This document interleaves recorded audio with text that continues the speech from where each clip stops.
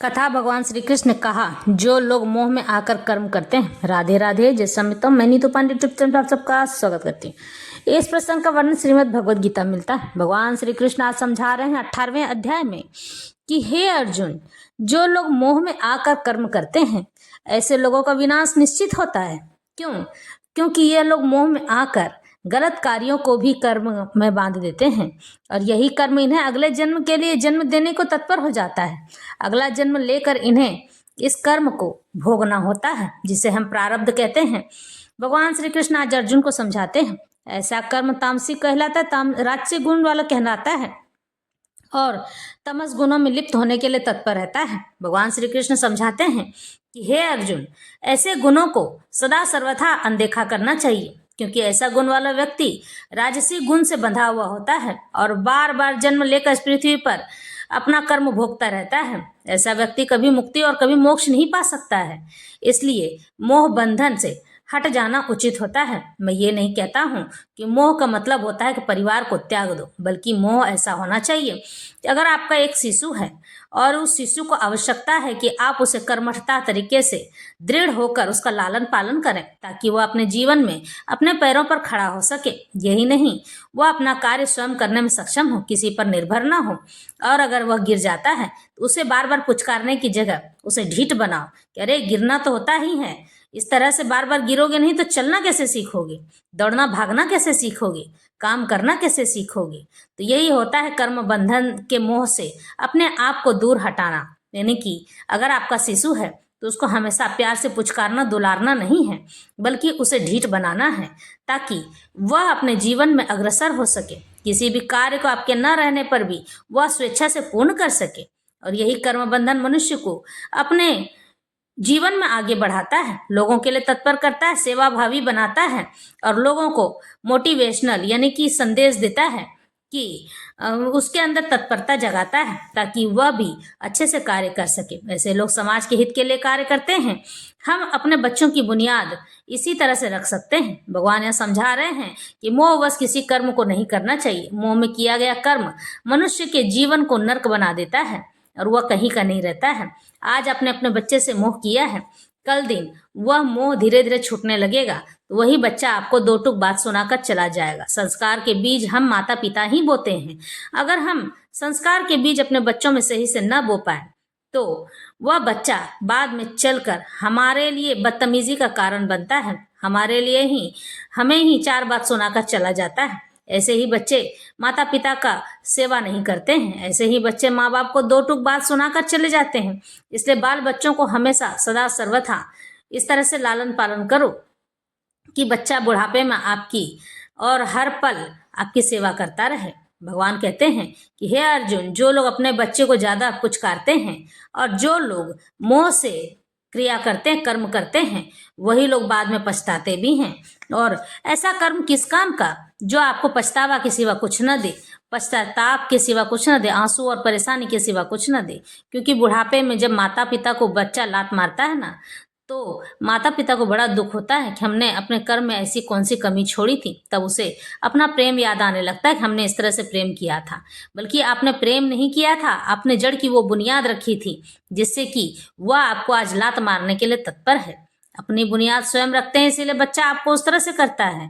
और वैसे भी कभी कभी ऐसा होता है कि आप अपने बच्चे पर भरोसा तो कर सकते हैं, लेकिन अपने बेटे का विवाह अगर कर दिए हैं तो दूसरे घर की आई हुई बहू से ये अपेक्षा नहीं कर सकते हैं कि वह किस प्रकार है। इसलिए निर्भर हमेशा अपने बच्चे पे रहना चाहिए, ना कि किसी और पे।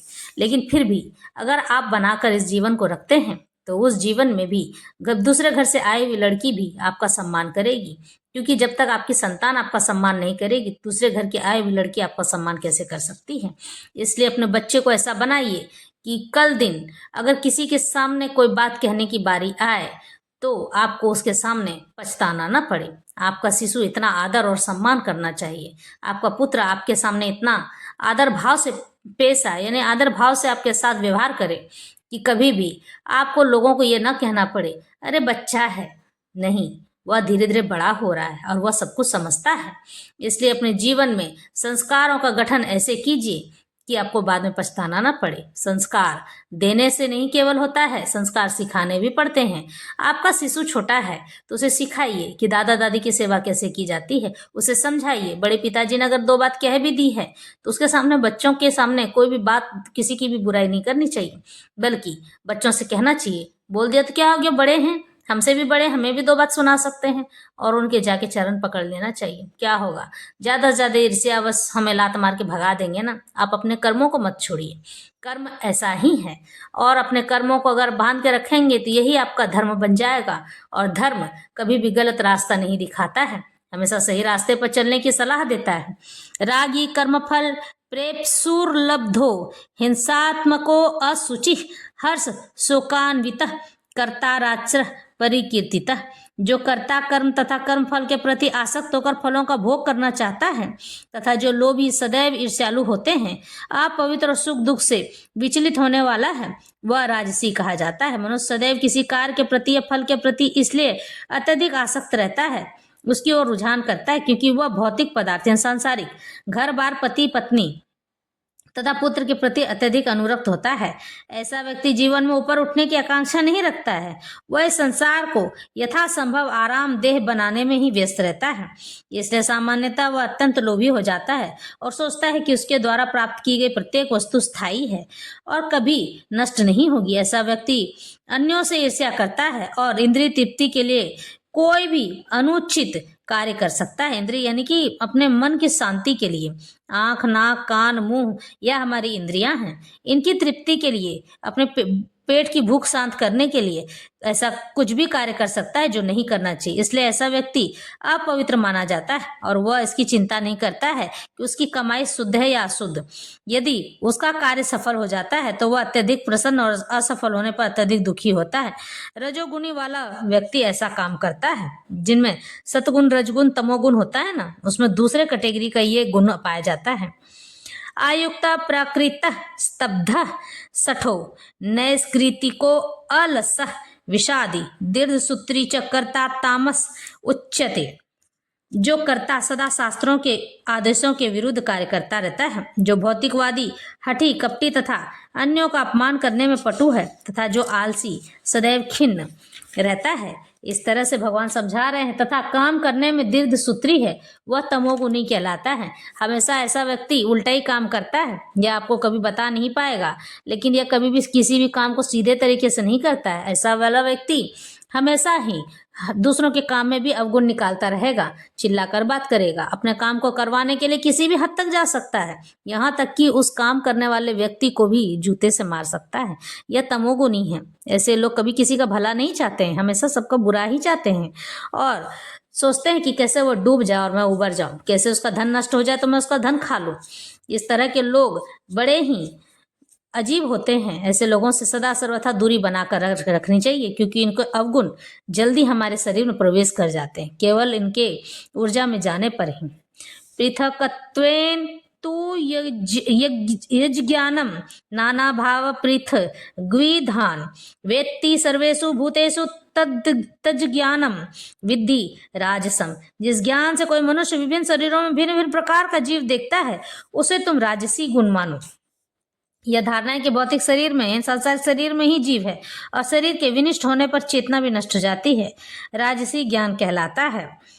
यत्तु कृत्सन वदे कस्मिन कार्य सक्त महेतुकम अतत्वार्थ वदल्पम च तत्ताम समुदाहृतम।